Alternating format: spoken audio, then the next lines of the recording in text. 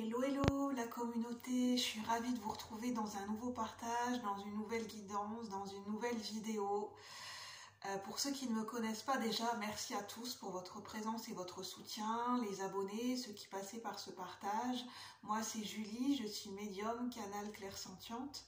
Je canalise des inspirations, notamment à mes tout débuts. J'ai développé ma médiumnité il y a 2-3 ans. Et au moment où je tourne la vidéo, et ça continue à se développer par le biais de la découverte de mon hypersensibilité. Et enfin voilà, c'est le mot que je lui donne. Enfin voilà, généralement, moi c'est comme ça que je le perçois, c'est de l'hypersensibilité, mais je commence à me rendre compte qu'il y a plusieurs, il peut exister plusieurs termes qui se regroupent pour finalement se regrouper pas pour une seule et même chose, mais qui peuvent se rejoindre. Il peut y avoir des passerelles et des ponts qui peuvent se rejoindre dans plusieurs termes. Après, ça, c'est voilà, c'est ma vision des choses. Voilà, vous n'êtes pas... voilà, chacun sa vision des choses. Et je suis contente de vous retrouver, donc je vais prendre le temps de me poser. Je vais vous expliquer j'ai été assez surprise. J'ai senti une impulsion de tourner une vidéo et donc je me suis laissée guider parce que je me laisse guider par mes inspirations créatives et j'ai été dirigée notamment par 2 livres. J'ai pensé que j'ai avec moi, le livre d'Eckhart Tolle, Le pouvoir du moment présent, un chapitre spécifique et puis on va le lire ensemble, on va voir, on va se laisser guider. Ce sont des messages intemporels, bien sûr, et généraux, donc prenez ce qui vous parle. Et un autre livre que je vous montrerai après, et puis on va voir les messages que la source, que le monde invisible veut bien nous transmettre. J'entends que la magie de la vie veut bien nous transmettre. Et voilà, j'ai eu des chansons qui me sont venues dans la tête. J'ai été guidée sur la chanson de Amir. Je ne connais pas par cœur la chanson, mais peut-être que les paroles pourront parler à certains et certaines d'entre vous. Je n'ai que l'air, hein, c'est... You don't need, you... Non, pardon, c'est pas juste. You...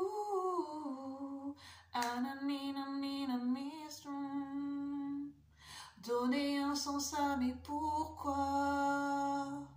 Donc ça c'est la chanson d'Amir, bon, désolée, c'est pas très juste, je suis pas chanteuse, c'est pas mon métier, mais bon, hein, on a le droit de on a le droit de chanter, hein, on a le droit d'aimer chanter.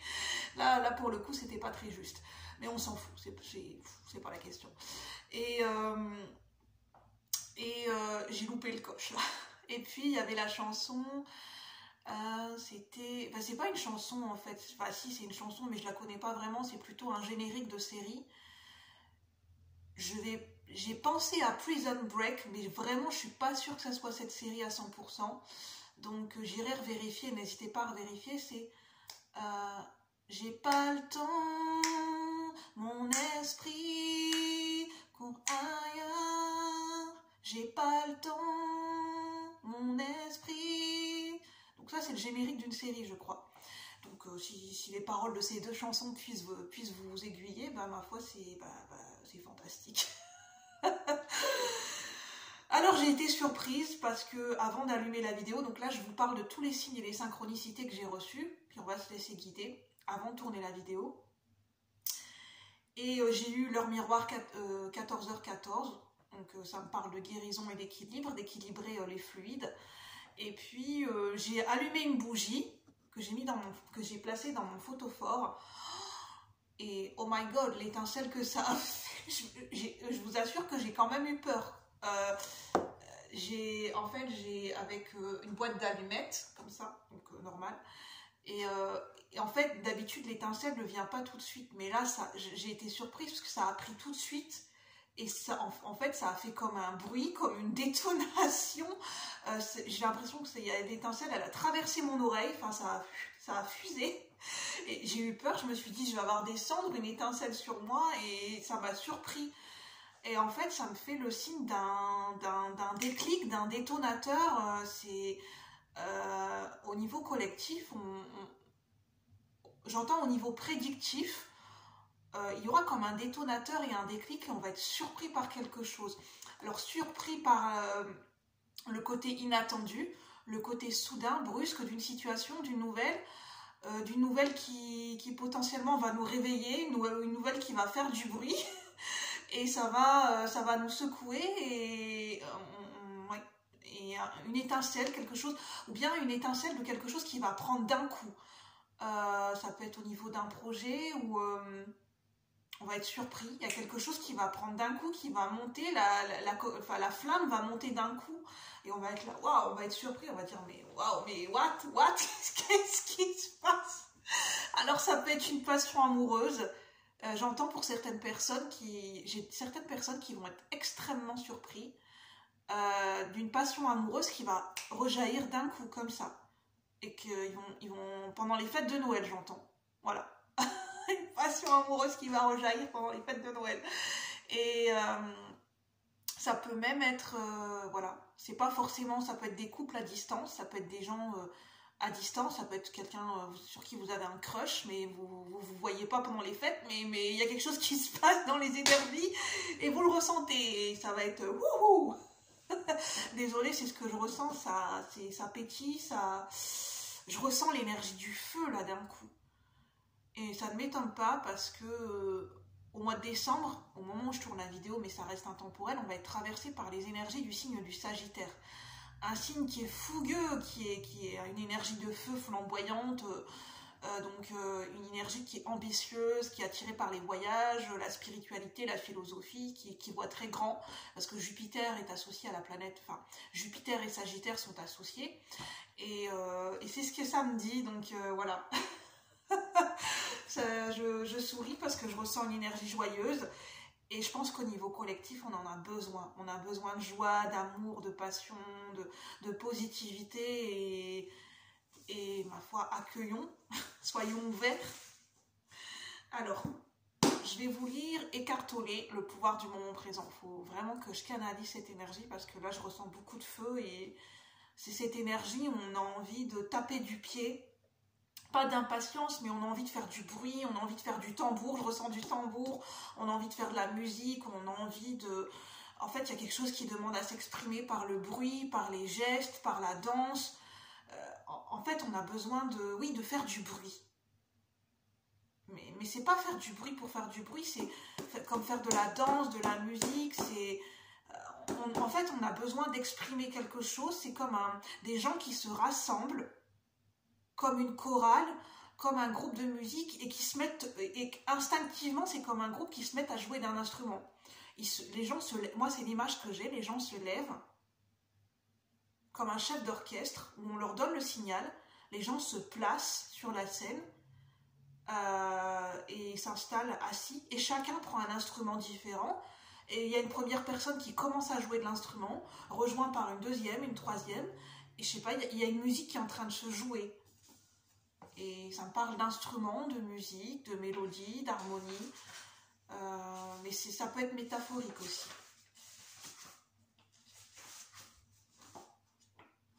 Ah, j'ai le mot guide d'éveil spirituel qui m'est venu de la première page. Ce que ça me dit, c'est que ce détonateur et ce déclic, c'est plusieurs personnes qui vont s'éveiller, qui vont éveiller leur conscience, qui vont avoir un déclic. Un éveil spirituel, une prise de conscience foudroyante et en fait ça va se propager cet éveil, il va y avoir un éveil de conscience pour cette période énergétique au moment où vous regardez la vidéo. En fait il va y avoir une accumulation et des retombées positives où plusieurs personnes vont s'éveiller les uns les autres. Et ça va faire des réveils de conscience où chacun va pouvoir jouer sa propre mélodie. C'est un peu comme le jeu du chat perché. En fait, c'est le jeu du chat perché, c'est... non, c'est pas le jeu du chat perché, c'est... je sais pas, je sais plus le nom, mais il y a un jeu... comment dire? Il y a deux personnes qui courent. La première qui arrive à toucher la deuxième personne, c'est la deuxième personne qui se met à courir. Et en fait, à chaque fois qu'on touche une personne, l'autre personne elle se réveille, elle se met en route. Il y a quelque chose qui se met en route. Et ça peut parler d'énergie magnétique, d'énergie d'attractivité, de par notre aura, notre magnétisme, on va pouvoir toucher des gens. Au niveau énergétique, on va pouvoir toucher, on va pouvoir éveiller des gens en fait. Bon, je vais chercher le passage d'écartolé. Écartolé. Alors je ne sais pas s'il y a de chapitre, de chapitre, donc je ne pense pas. Donc je vais prendre le temps de chercher. En tout cas, j'espère que vous allez bien. Alors, le chapitre. Déjà, on nous dit, vous n'êtes pas votre mental. Je ne sais pas si je vais le trouver, ça va être... Parce qu'il n'y a pas vraiment le chapitre.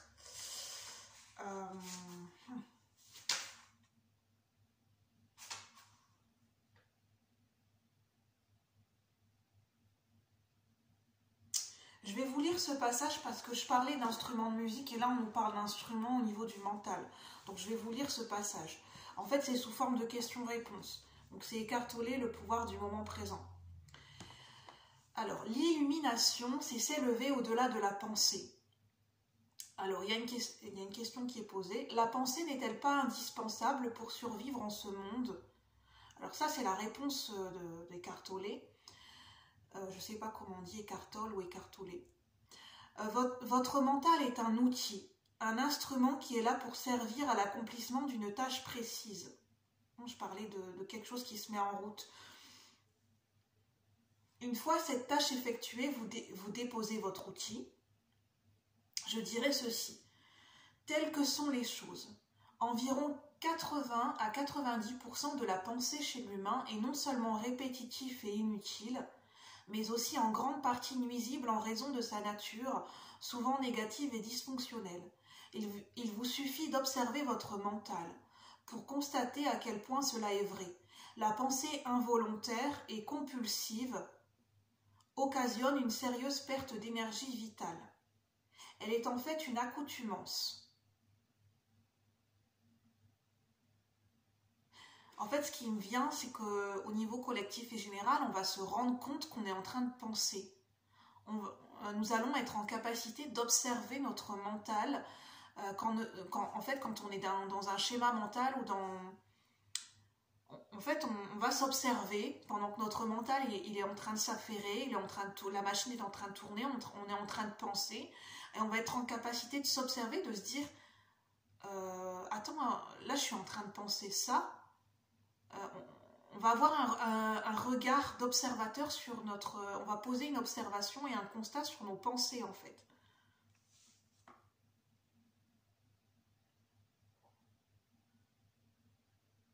Et on nous parle d'illumination et de ce processus d'éveil de conscience qui passe par le fait d'observer nos pensées.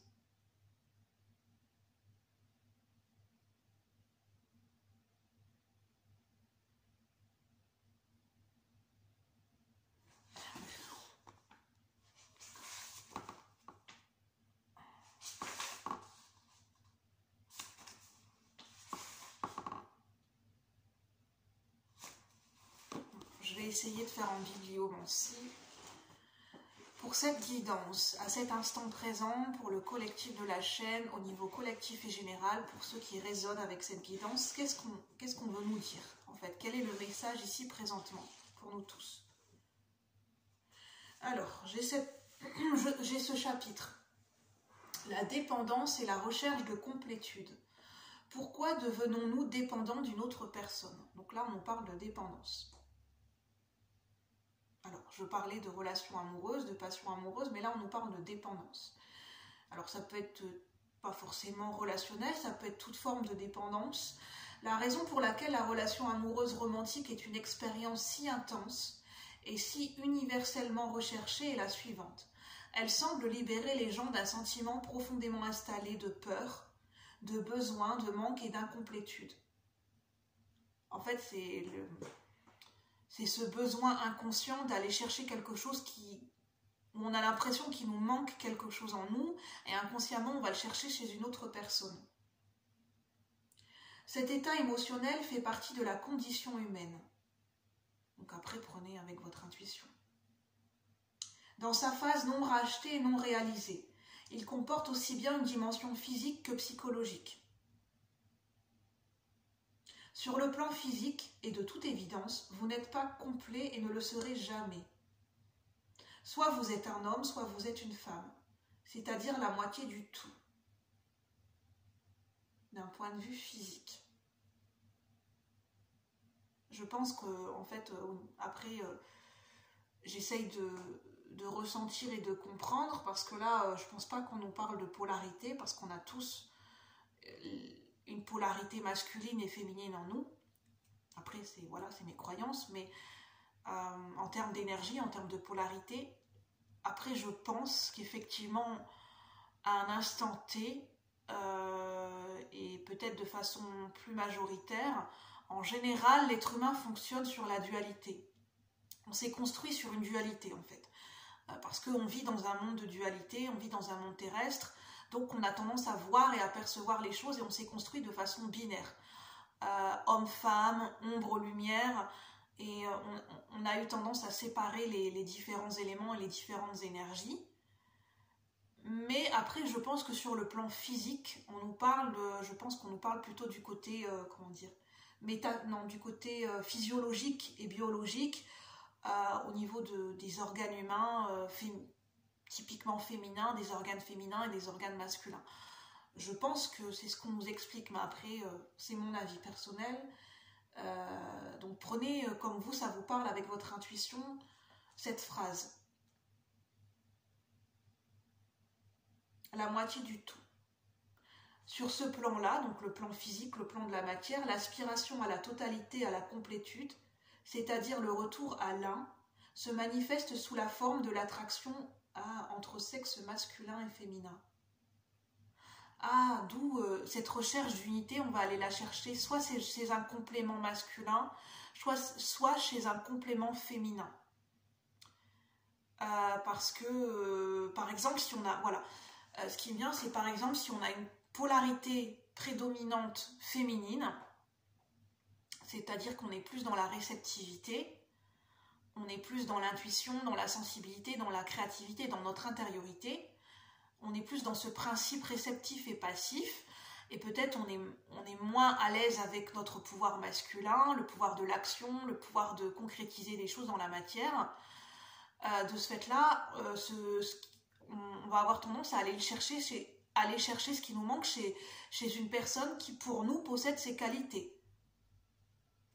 Quelqu'un qui va faire preuve d'autorité, d'affirmation, qui va être beaucoup plus dans l'action, parce qu'inconsciemment, on va rechercher ce qui nous manque chez nous. Donc là, on nous parle de la forme de l'attraction entre sexe masculin et féminin, du besoin de l'homme avec un grand H d'avoir une femme et de celui de la femme d'avoir un homme.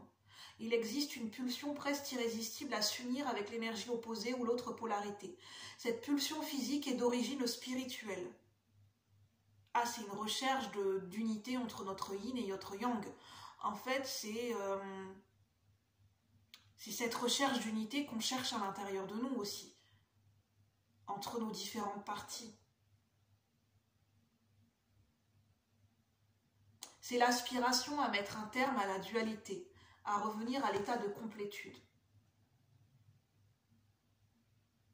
Donc là, on nous parle de polarité, de dépendance, et que, en fait, après, moi, je vais vous retranscrire ce que ça me dit, ce que ça me fait percevoir et ressentir, et voilà, vous ferez votre propre idée, mais je pense que quand on nous parle de dépendance, d'attraction, soit dirigée vers quelqu'un de masculin ou de féminin, donc les deux, en termes de polarité, en termes sur le plan physique et biologique, en fait, c'est parce qu'il y a cette recherche d'unité spirituelle. Il y a le point de vue spirituel et il y a le point de vue biologique, je pense. Parce que, en fait, nous ne faisons qu'un. Le masculin et le féminin qui est en nous tendent à s'unir et ne sont pas opposés, ils sont complémentaires.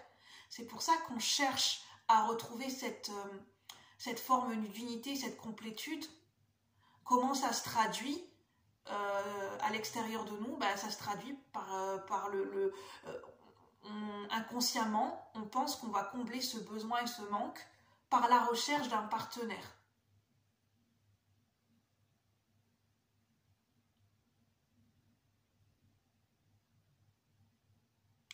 Donc là, on nous parle de polarité, donc on verra bien ce qu'on va nous dire. Je vais essayer d'en savoir plus avec les cartes, parce que c'est un sujet qui me semble assez... je pense que ce qu'on essaye de nous expliquer, ça m'a l'air assez complexe.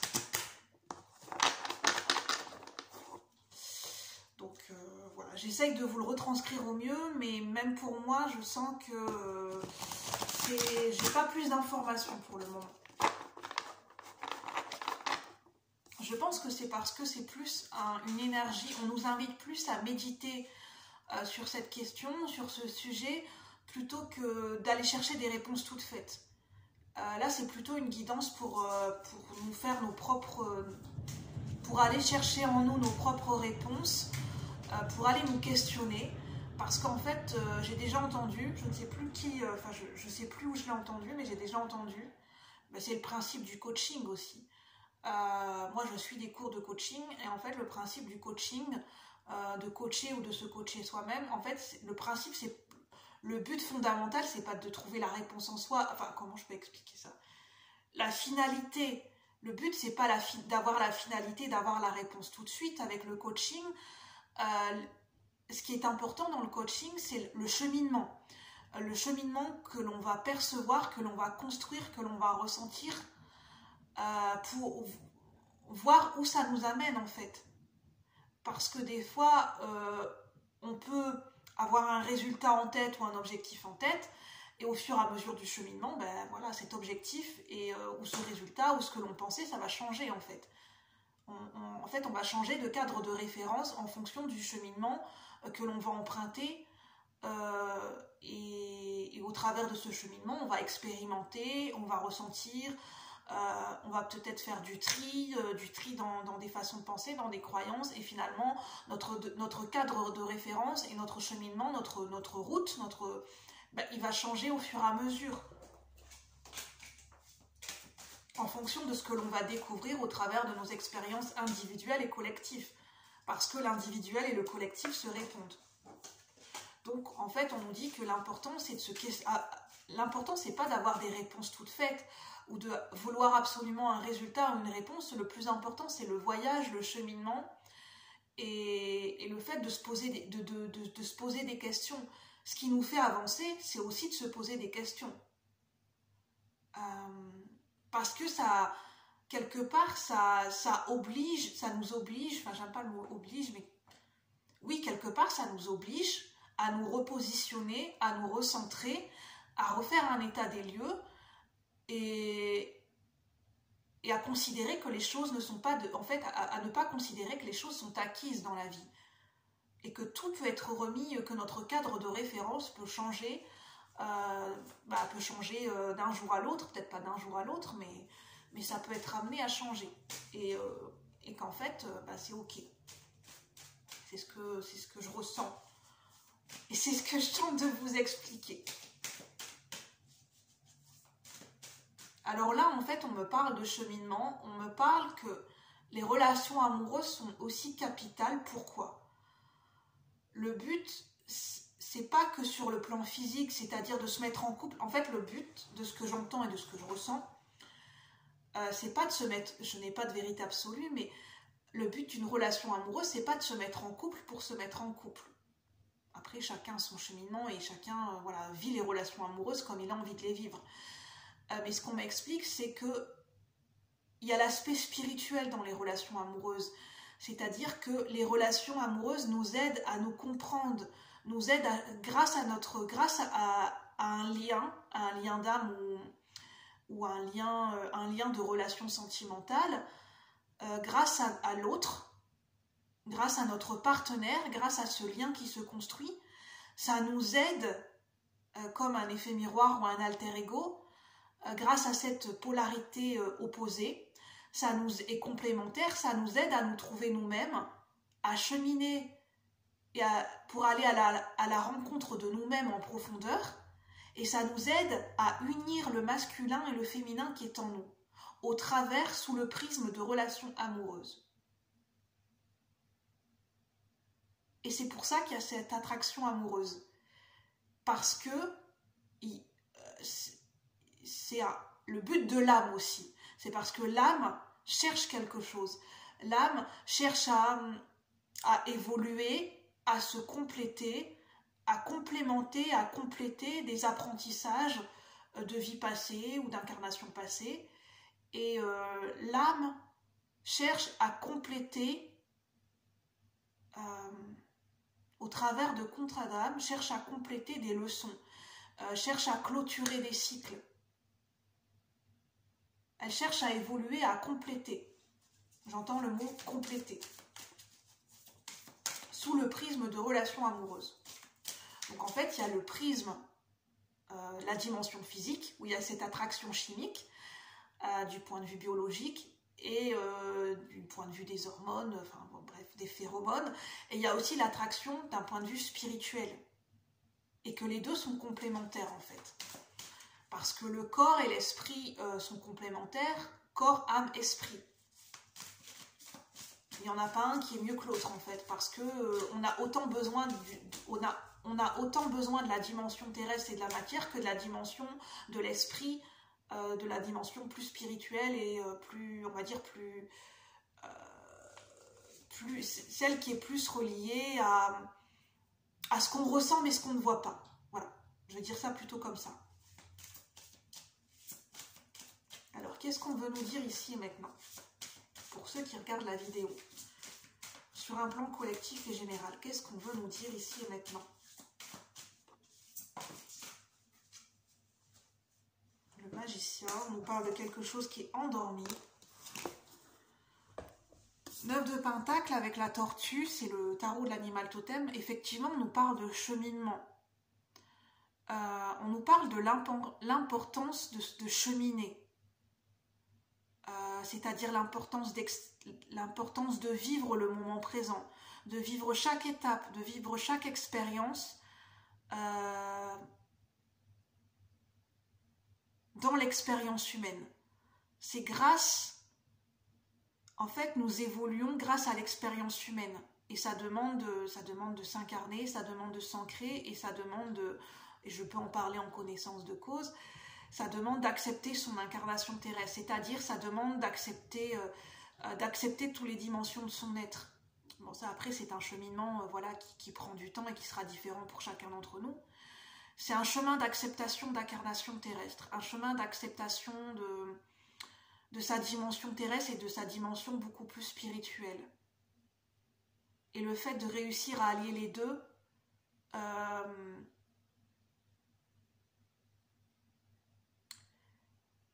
c'est tout un cheminement en fait, ça prend du temps et c'est tout un cheminement, ça passe par des expériences humaines, ça peut passer par des expériences au travers des relations amoureuses pour nous permettre en fait de nous retrouver nous-mêmes. Les relations sentimentales qu'on juge, enfin comment je peux dire ça, d'un point de vue humain, on peut poser une appréciation en disant telle relation amoureuse ça s'est bien passé ou ça s'est très mal terminé ou c'est une très belle relation amoureuse où ça a été où on peut considérer que ça a été un enfer. Mais d'un point de vue spirituel et d'un point de vue du cheminement pour évoluer, pour grandir et pour aller vers ce cheminement pour apprendre à se connaître soi-même, en fait ça a une valeur ajoutée en fait. Chaque relation amoureuse nous apprend quelque chose sur nous-mêmes.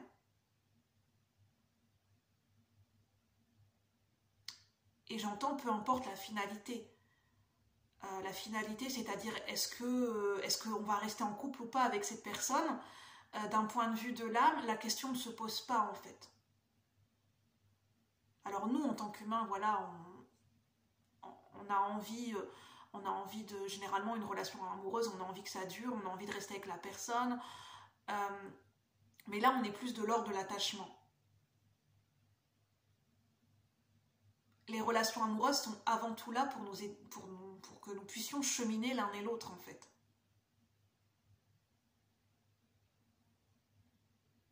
Et à ce moment-là, on peut dépasser la notion d'attachement et d'appartenance à l'autre parce que personne ne s'appartient. Enfin, je veux dire, notre partenaire ne nous appartient pas et nous n'appartenons pas à notre partenaire. Nous sommes des êtres libres et bien sûr, il y a une question, il y a l'énergie amoureuse, il y a l'amour inconditionnel. On peut très bien aimer quelqu'un d'un amour inconditionnel et pour autant accepter de le laisser partir, accepter de le laisser cheminer et accepter que peut-être nous ne sommes pas faits pour vivre ensemble. Là, on me parle des relations amoureuses parce que je pense que c'est important. Je vais en rester là parce que je pense que les messages que je vous transmets trouveront leur destinataire. Donc prenez en fonction de ce qui résonne pour vous, en fonction de vos croyances et de ce que vous êtes prêt à entendre, à recevoir ici et maintenant.